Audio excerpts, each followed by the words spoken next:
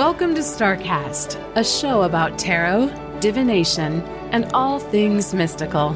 StaarCast is a celebration of StaarCon, the Southeastern Tarot Artist and Readers Conference. I'm Amy Mauser, and here's your host, Christiana Gaudet. Welcome, everyone, to another episode of StaarCast. We are, of course, counting down the hours, days, weeks, months until StaarCon 2022, which will be January 21st through 23rd. And one of the speakers we are most excited about is joining me here today, Erika Robinson. Thank you so much for being a presenter at StaarCon 2022, and thank you for joining me here today. Well, thank you for having me. So, I am not lying when I say this. I have had a couple of people reach out to me and say, "Oh, you got Erika." So I thank you so much for being part of the team. And I just want to let you know that people are super excited.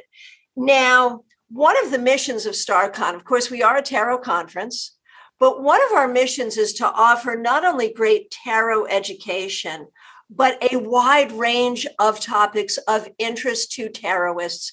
And that's where you come in. Tell us what you do, Erika. So I read something other than tarot, although I read tarot as well, but professionally, I read a system called Lenormand. It's a European system named after a woman who never read it. Probably never knew it existed, but she was a famous seer of her time. So for marketing purposes, her name was sort of stuck on the system.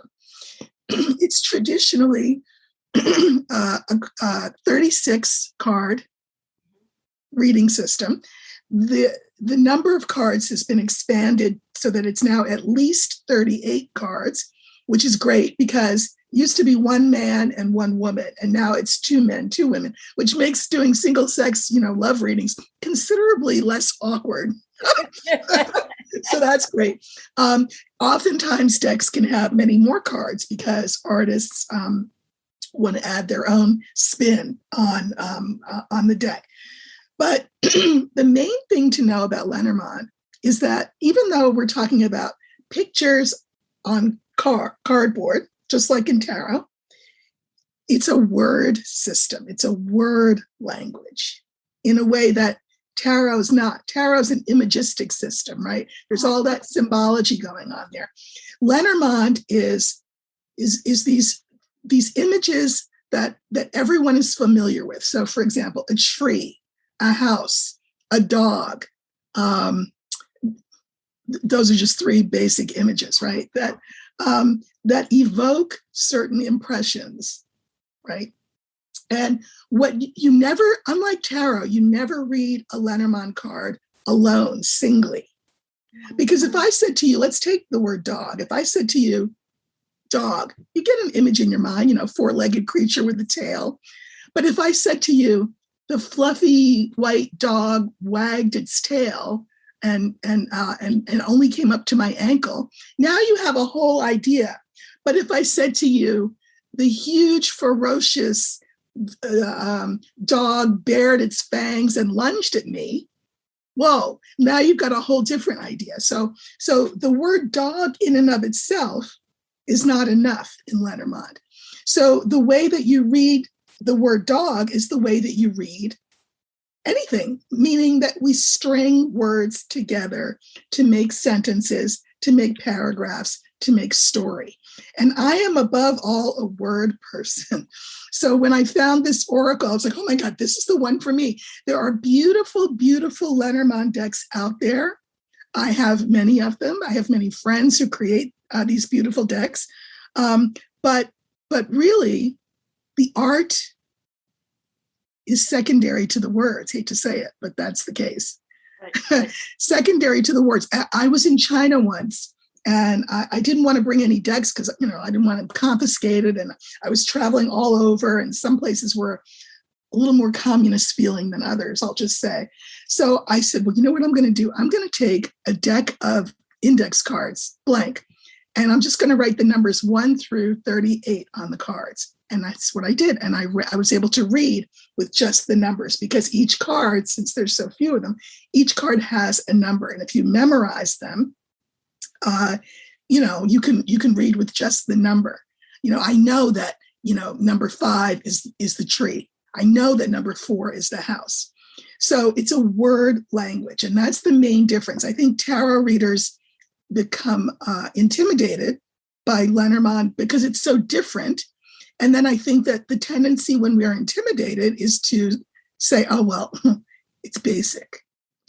36 cards, how come on.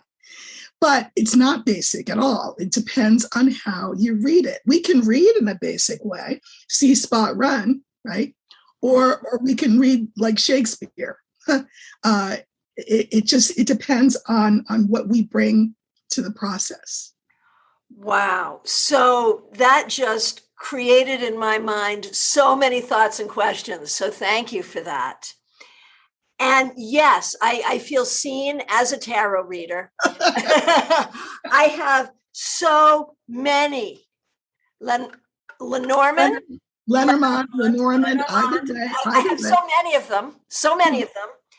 And every time I go to a tarot conference, those are always the classes I want to go to, because that's where I have a deficit of knowledge. And for a couple of days during the conference, after the conference, I'm like, yes, I'm finally getting it. This is so great. And I have those glimpses of what an amazing system it is. And then I just lose it in my tarot mind of wanting to read into imagery. Well, that's that. But you know what, Christiana, think about it as language.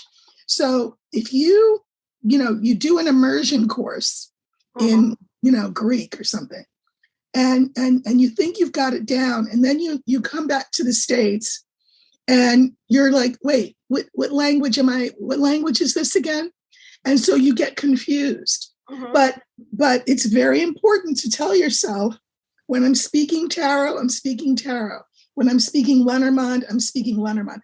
Not, by the way, that the two systems cannot be blended. And I do blend them. And I can talk about that a little bit, but they are, they're really separate and distinct systems that can be layered with each other. But you have to know what you're speaking when. So I do want to hear a little bit about how you combine those two systems. But first, I just had a thought. What was it? So many thoughts. You've got me thinking about so many things. I know what I wanted to say. One of the things I love about the Lenormand system is it gave us permission to be fortune tellers. As I was coming up in tarot, there was this whole sense of, no, we're not fortune tellers. This is more psychological. It's more healing. It's more about showing possibilities, showing options. And I love all of that, because I know that the future is not always set. But there is something delightful about the ability to work with a system that allows prediction, that allows positive cards and negative cards, that allows those things. What do you think about that distinction? Okay, so here's what I think.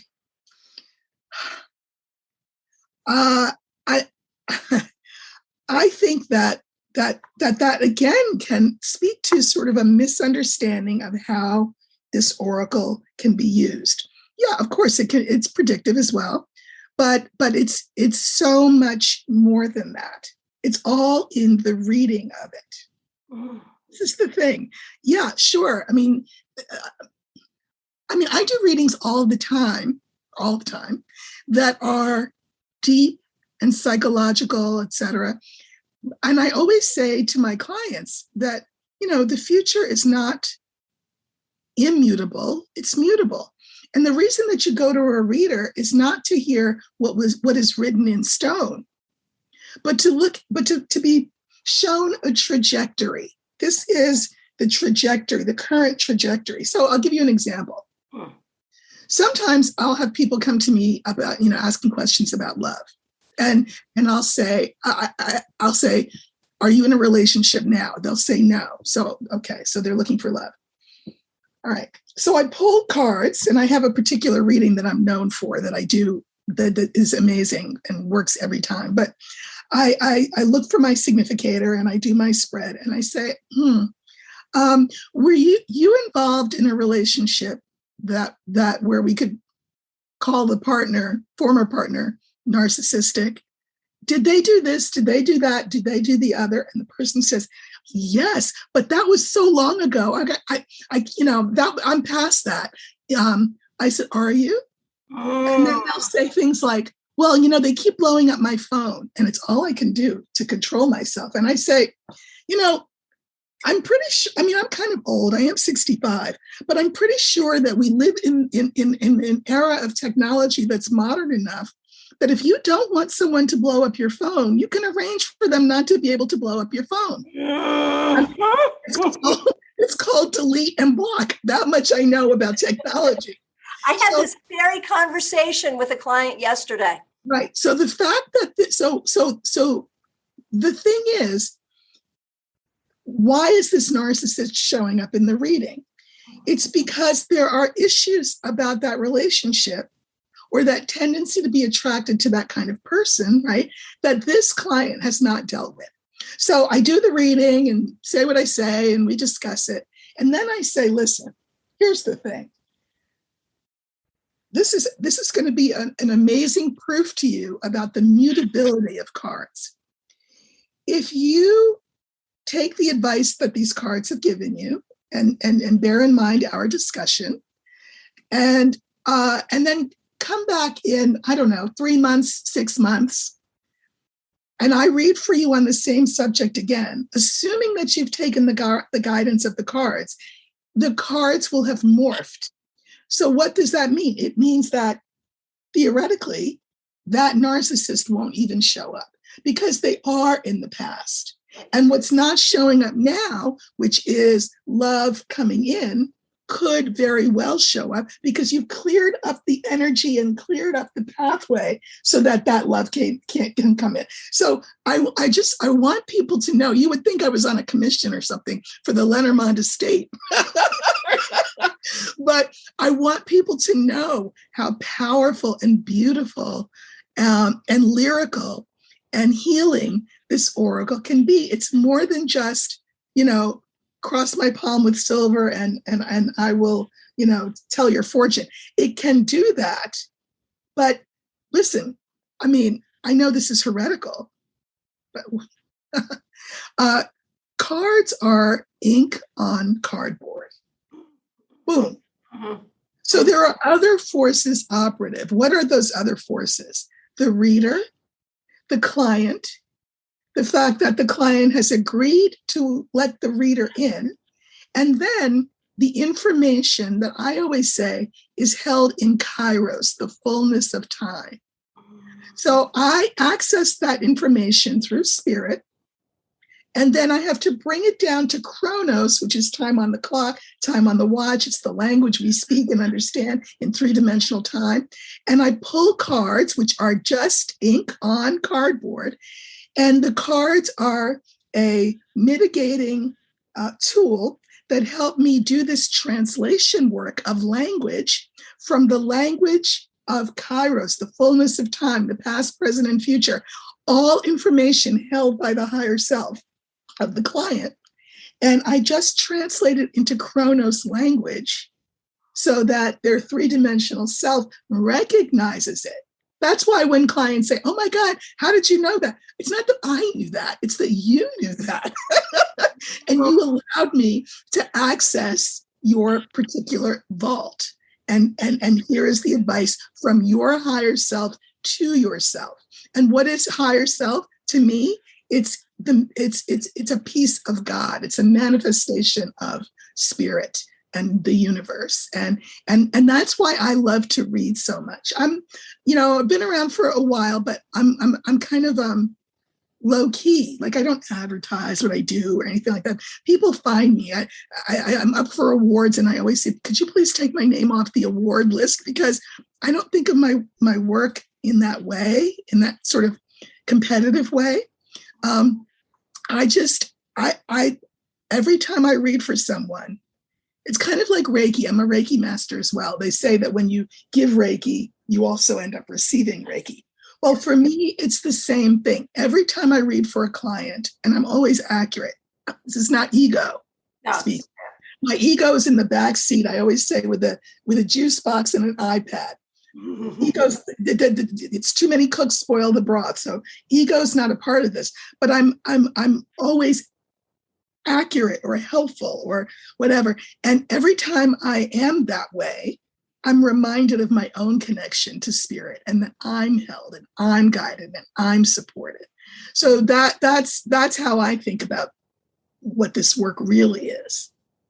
Wow. So everything that you've described there so beautifully resonates so much for me about my own experience as a professional tarot reader. Exactly. So at the table, in terms of what we're doing with ink and paper and spirit, it is essentially the same, just different tools. Exactly. Wow. Okay. Mind blown. All right. So talk to me then about how you might put those two tools together. How would you use tarot and Lenormand? So I would advise people, if they want to see it in action, to go look at my blog. Now, let me just say a word about that. I started the blog when the pandemic began, and then the election cycle here began. And I meant it as a sort of I wanted it to be a place where I could calm people, guide people, and just keep our heads on our shoulders. And so what I did was, Lenormand is always my main oracle. And so I would pull Lenormand cards, a single tarot card, and then another card from another system, the Adinkra, because I am Black and I wanted something African, and so I used the Adinkra symbols, and just wove together the message, because what tends to happen is that way leads on to way leads on to way. And so I would see something in the I think I would look at the tarot card first, just to get the overall energy, and the Lenormand for sort of process, and Adinkra for sort of just a message from the ancestors. So anyway, it was a wonderful process. I really enjoyed doing it. And then I think I stopped around January 6th. I did do some predictive work around that, and predictive work, of course, around the election and all of that. And then I just put my pen down. Well, metaphorically. Yeah. It's like Nancy Pelosi said yesterday, something about a pencil. And then she said, I know nobody uses pencils anymore, but you know what I mean. But I'm going to pick my pen back up with a different, you're the first to hear this, with a different orientation this time, because that blog served its purpose. But here's what I think. I hear a lot of talk, especially, it's October, so the spooky month, about, I've heard a lot of talk, in the tarot community about shadow work. I understand the concept. I get what it's meant to be. But I think that there is a type of shadow work that is necessary, that without which we cannot heal as a country. And that is to address the issue of our national gaping, gashing wound, which is racism. Yeah. It's something that I did a recent Shift Network interview. And so the interviewer said, is there anything else you'd like to talk about? And so, of course, I brought up race, and my daughter texted me. She says, Mom, great interview. And the race part was the best, LOL. And I said, you know how I am. I feel like I can't have a conversation without inserting it. Now, why? Well, a couple of reasons. One is that when I entered this mystical, magical world, which I did maybe 13 years ago, right after my husband's death, I thought, isn't that these people are just, everyone's so lovely and so welcoming and so warm. And it's like being in a fairy tale, because race is not a thing. Yes, it is. It's a thing everywhere. It's a thing everywhere. But what we do in the mystical magical world, that's what I call it, the mystical magical world, is we act like it's not a thing. And when we think about shadow work, we think about, like, I don't know, our own personal demons. But I mean, how are our own personal demons not colored by our experience of race in this country? And being mixed race myself, I have to say, I understand, I identify as Black, and I always have, but I think I also understand white angst around this issue. And I feel deep compassion for that angst. But my compassion is not, I'm a mom, so my compassion is not, oh, let me let you rest your head on my bosom. And no, it's like, do you want to be healed? Like Jesus asked the guy at Bethesda, heal me. And Jesus says, well, I mean, you tell me, do you want to be healed? If you want to be healed, take up your bed and walk. And I think with conversations around race, they tend to be superficial. They tend to be performative. And so what I intend to do with this blog is sort of wrestle this demon to the ground in my writing. I hope that people will want to enter a dialogue with themselves, with each other, with me, in a real way. Because if we don't address this, we can't, talk about where people say there's a civil war coming. Well, we're in one. We're in it. We've never stopped being in it in a lot of ways. We're in it, but it could certainly take 1860s like proportions if we don't address this. And I think that there is this deep existential fear and dread and guilt that white people have that is unaddressed, unattended, and keeps us separated. Black people are aware of this. We know this. We I think we speaking of language, I think we are raised and acculturated to be multilingual. Well, yeah, code switching. Code switching, yes, but language in all its forms, not just verbal, just sort of the way one conducts oneself in the world, the way one observes and pays attention, because it's dangerous for us to not be able to do this. I think white people have never had to do that, but they need to do that, because it's like going to a foreign country. Again, if I was plopped down in Greece, I can say feta and moussaka, but yasu. But aside from that, I'd be up a creek. How do you function in a world where you haven't even tried to pick up a primer to learn the language? And we are a culture that is changing and shifting demographically. That creates this existential angst in white people. The angst then causes people to be hostile or defensive or whatever it is.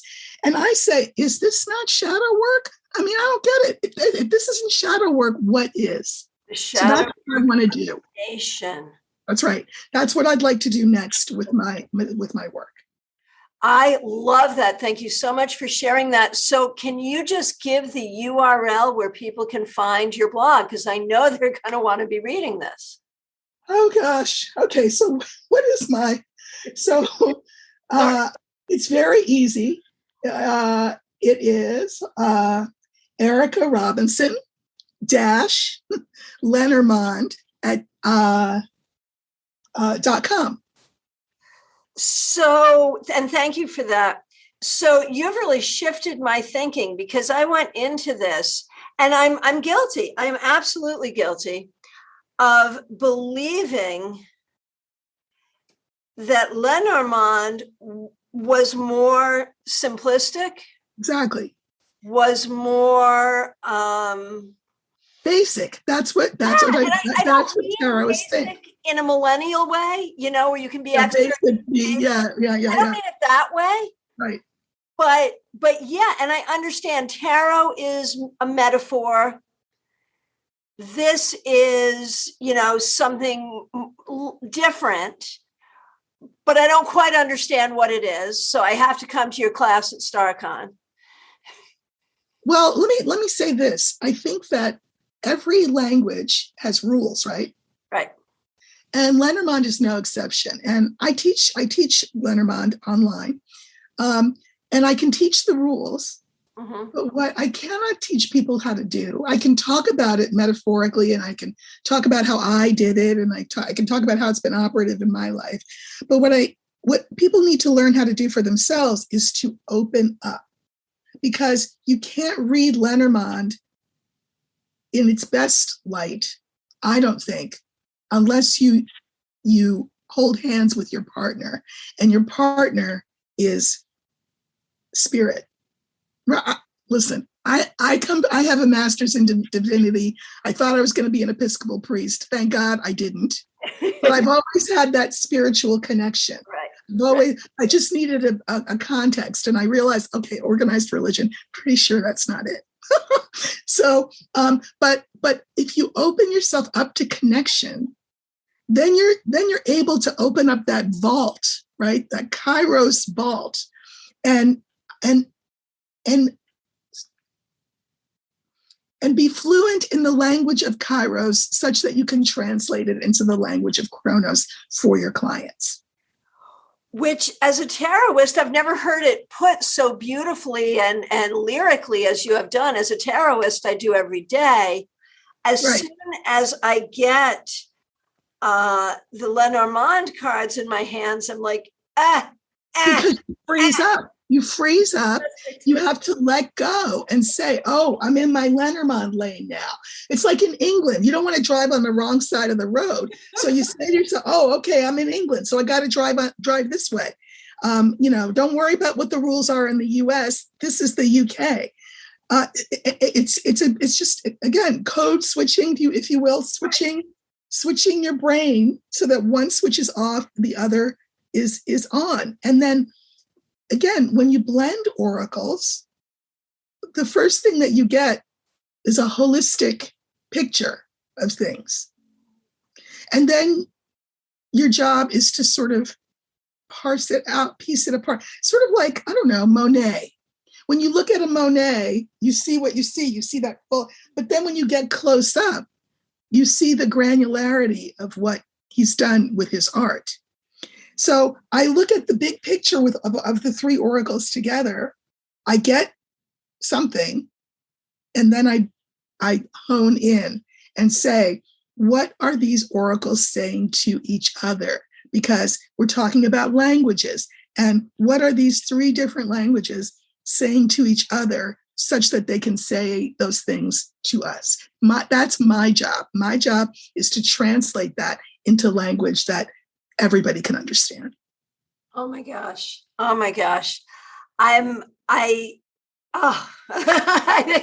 So good. So good. I love the idea of the nation doing shadow work. I love the idea of we as seers, as readers, maybe trying to do that ourselves and push that energy along in our own community, but also, as above, so below. If we do it for ourselves, if we do it in our own community, we will do it for the nation as well and help. And that's beautiful. I love the access that you're giving to me as a tarotist to these cards, the Lenormand, that have fascinated me. I know there's something there for me, and now maybe I'm going to be able to access it. So thank you. So before we go, would you just give us a little sneak peek at what you're going to be teaching at StaarCon 2022? Well, I think I said that I was going to teach that special spread that I told you about. Yes. And this is a spread that I accidentally happened upon, that is based on the 5-card spread. One of the most basic traditional spreads in Lenormand is the 5-card.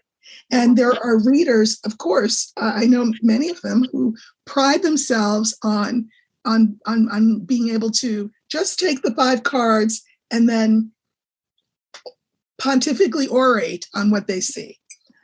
And you know what? Good for them. I think that's lovely. But when I pulled the 5 cards, I thought, well, okay, that's all well and good, but I have like more cards in my hand. So I want to know more. So I'm going to show you how I used a 23 card spread to answer any question on a single subject, a single area in really deep depth. So there's a spread in Lenormand that's classic. It's the Big Daddy, called the Grand Tableau, where you use all the cards. And this is, of course, a spread I teach, but it tells you a little bit about everything. Mm-hmm. Everything. But my spread tells you a lot about a single area. And you or your client, right, are going to be the ones to determine the area. Listen, as a client, I just think of myself, if I were on the other side of the table and I wanted to ask about love, right, or health, or what I get a lot lately in the past year is my purpose. I used to roll my eyes at that question, but then I said, no, you get in the back with your juice box and your iPad, because this is a legitimate question. So whatever area I get, I pull a focus card, because I don't know if you probably not old enough to remember the American Express commercial where they would say, there's a card for that. There is a card for every single human issue or experience, right? And so I pull that focus card, and it's going to be a different thing for each. So you have to learn the cards and the meaning of the cards so you can ascertain what you want to pull. It's not always the person card. No, you can use the whole deck to find your significator. And then I clarify, I modify in the English grammar sense. I taught English for 30 years. So, if adjectives and adverbs modify nouns, I modify that 5 line, and then I do a little something else. But it's a beautiful, beautiful spread that tells a rich, deep story. And I use it every single day. Wow. So that's what I'm going to teach. Well, I'm going to be sitting right in the front row. Erika Robinson, I want to thank you so much for being my guest today on StaarCast. And we are just in such delightful anticipation of being with you at StaarCon. I want to remind everyone that tickets are available right now for StaarCon, in person in Palm Beach Gardens, Florida, online on Excel events. Either way, you're going to get all the Erika Robinson goodness and all the goodness of more than 30 other presenters for that 3-day conference and the 30-day afterglow, where you will be able to access the recorded classes that are included in your ticket level. Erika, safe travels. Thank you so much. I cannot wait to continue this conversation with you. Thank you so much. Stay well. Thanks for joining us for StaarCast. For more information about our annual conference, visit us online at StaarCon.com. That's StaarCon.com. We are looking forward to seeing you in January.